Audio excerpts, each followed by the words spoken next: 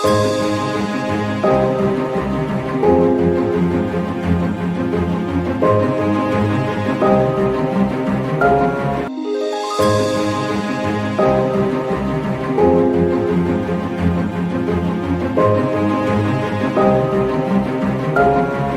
ini adalah pertemuan keempat ya, praktisi mengajar, praktisi sharing, praktisi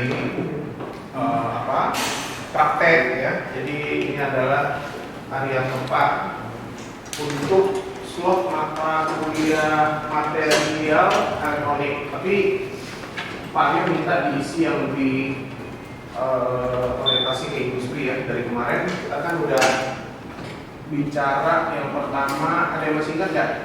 Yang pertama, pertemuan pertama. Ada yang masih ingat? Nah, yang pertama itu kita bicara industri elektroniknya kan? Ya kan? Elektronik itu ada dari sisi produk elektroniknya, house, ya, arsitektur, darknet, the things become controller or processor. Yeah. So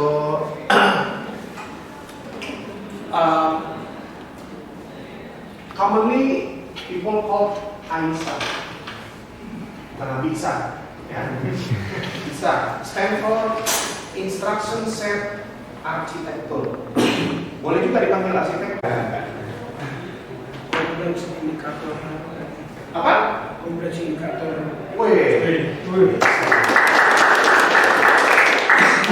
Kompleks instruction set computing.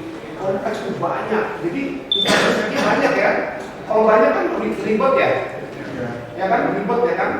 Nah, kemudian ditemukan lagi yang lebih simple. Instruction setnya dikit. Ya. Namanya RISC. Ada yang tahu singkatannya apa? Jangan Rison lagi. Rison udah oke tuh. Ayo, siapa yang tahu RISC? Arsitektur sama aja. Ya. So when you come to the inside the processor and controller, it contains the architecture of this processor or control set. Yeah. It doesn't matter if you call AISA or arsitektur, doesn't matter. The same. Okay? Bentar, jangan langsung. Maaf ya. Okay? So,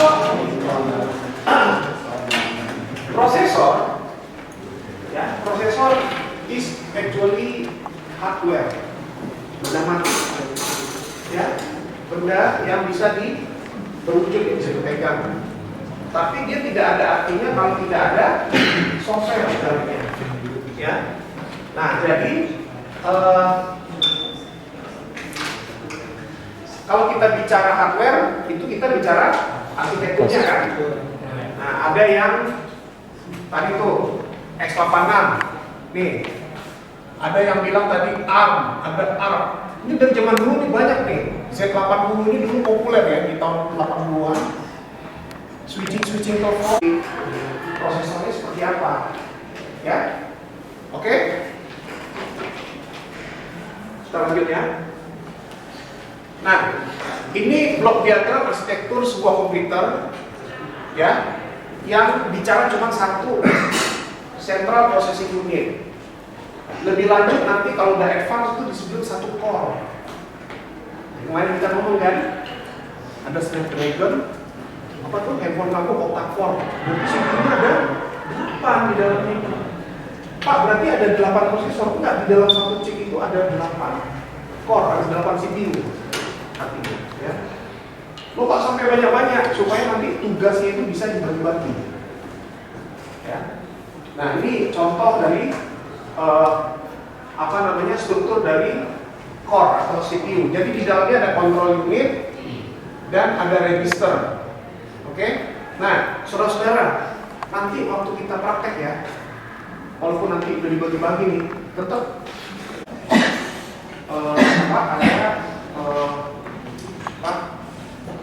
komunikasi. Komunikasi itu kan serial, paralel, USB, itu kan jalur komunikasi. Ya, sampai sini paham ya? Jadi kalau nanti ketemu ada Snapdragon quad-core berarti 4 CPU di dalamnya. Nah, ini proses pembuatan CPU. Proses pembuatan chip. Di Indonesia, orang yang mampu mendesain chip ini masih dikit. Bisa dikatakan hampir nggak ada. Kalaupun misalnya saya bisa sebutkan orangnya itu yang paling tua tuh orangnya sudah nggak ada, itu Pak Semaun Semandikun dari ITB. Itu Bapak semikonduktor Indonesia. Dia adalah desainer IC. Kemudian yang sekarang di era sekarang itu ada namanya Pak Eko Fajar. Pak Eko Fajar itu orang Indonesia yang 18 tahun di Jepang, dia kerjaannya mendesain chip. Nanti buka aja di Google Eko Fajar, dia mendesain chip di LinkedIn, ada kantornya itu di atas kantor saya itu di Depok. Dia mendesain chip di akhir karirnya itu untuk Sony PlayStation. Nah itu chipnya dia tuh yang desain. Nah jadi tahap pertama adalah desain, chip desain. Sekarang mau pakai arsitektur apa? Misalnya nih, Anda mau jadi desainer, nggak apa-apa, nggak usah bikin chipnya mahal, bikin chip. Tapi desainer bisa nggak? Kenapa? Harga desain itu mahal loh.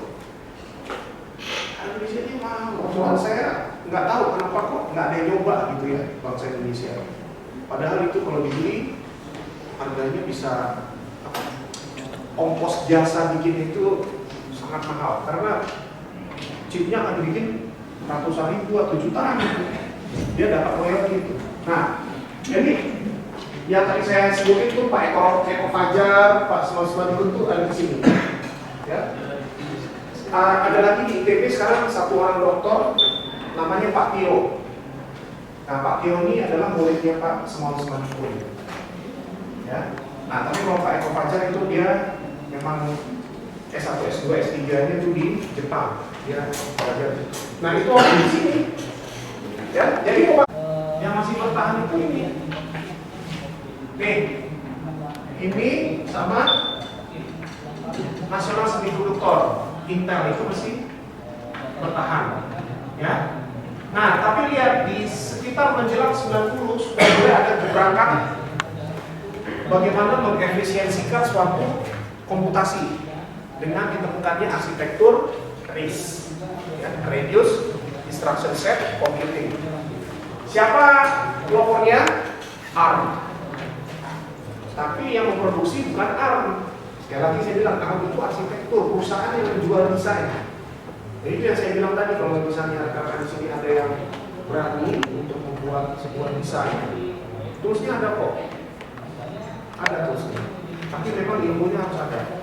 Ya, itu nanti bisa dijual ke perusahaan-perusahaan pembuat semiconductor seperti Apple, Motorola, IBM dan seterusnya. Apple juga udah tutup ya. Ya. Nah, itu dia. Nah, di pojok sini ada nih, baru nih muncul RISC. Ini udah dismantling semua. Konektor satu-satunya itu adalah ini. Nobertus melaporkan bahwa SIM card nggak di sini. Ya, Nobertus juga menyimpulkan GPS juga nggak di sini. Betul. Ya, jadi kita konsentrasi aja di sini. Ya, nah sekarang kita mau tahu nih. Di sini kan ada berapa? Ada 7 layer. Kita mau tahu. 8 itu. 8 itu, Pak. 8. Tapi kan dari itunya 7. 7. Ya kan? 7. Yang penting kesananya gitu. Nah, dari yang 7 layer tadi, udah pasti ya 7 layer, itu larinya kemana? Ya kan? Nah, yuk kita mapping dulu. Coba ambil dong itunya, speedometer. Kuning ke kuning, biru muda ke biru muda, biru tua, kelabu ke ungu gitu. Cuman yang aneh, yang berbeda adalah merah ke kuning. Itu aja kan?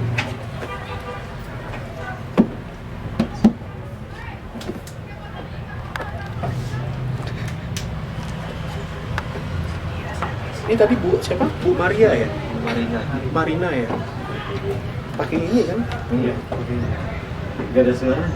Berarti dia ganti baterai sini juga. Merah ada biru, sebelah biru ada coklat, Iya. sebelah coklat ada Biru muda. biru muda ya. Oranye. Ininya ada oranye. Dan ya. tengah-tengahnya ada ungu. Tengah-tengahnya ada Warna ungu. warna apa nih tengahnya? Warna ungu. Ungu ya. Oke. Nah, masalahnya ketika ini kita coba connect lagi, itu merah nggak ketemu merah, bener nggak? Di balik Pak. Ya nggak? Merah nggak ketemu merah. Iya Pak. Benar kan? Nah, dibuat di catatan merah ketemunya di Kuning. body itu warna oranye. Benar nggak? Kuning Pak. Sorry. Kuning Pak. Kuning. Merah ketemu kuning. Ya. Merah ketemu kuning, kemudian ini apa? Robertus? Biru tua. Biru ketemu biru tua di sini, ya. Ini coklat ketemu Coklat. coklat. Biru muda ketemu Biru muda. oranye ketemu oranye juga, ya kan? Merah. Hah? Biru sama apa? Biru tua sama biru tua. Biru ketemu muda biru, sama ya. muda. Coklat ketemu coklat. Biru muda ketemu biru muda, oranye ketemu oranye. Merah ketemu kuning. Nah, ini aja nih yang agak aneh nih. Hitam ketemu Hitam. hitam. Dah, artinya yang konsisten adalah semua kecuali merah. Di atas ini nggak ada kuning. Mana? Di atas ini nggak ada kuning. Ada kuning. ketemu? Nggak ada warna kuning. Nggak ada kuning kok. Ini merah ketemu kuning, biru ketemu kuning, coklat ketemu coklat, biru tua ketemu biru tua, biru tua, Hitam ketemu hitam. biru muda ketemu biru muda, kuning ada nggak? Hitam. Yang beda cuma satu. Hitam ketemu hitam. Nah, yang di tengah itu apa tuh? Warna Ungu. ungu. Ungu ketemu di tengahnya apa ini, Roberto? Ungu juga ya? Iya Pak, ungu juga. Jadi yang berbeda Ungu. apa tadi? Cuman merah sama ketemu kuning. Dah, artinya itu sudah selesai. Ini kita bisa coba diasingkan dulu ke sana ya. Nah, ini gunanya untuk ngetres ya. Ini kita larikan ke ohm, biasanya ohmmeter ya. Kalau Iya, dia Pak. punya apa? Kalau dia punya apa? Sambungan ketemu wire-nya, dia akan bunyi. Nih, bunyi itu ya. Kita tes dulu nih. Ya, oke. Kita satu-satu dulu. Yang merah. Nah, merah. Kira-kira larinya kemana dulu? Coba Nobertus. Ini kan kabel ya. Ini kabel. Larinya kemana kira-kira? Ke bawah Pak, ke belakang. Ke belakang. Ke belakang. Coba buka. Kunci nggak ada.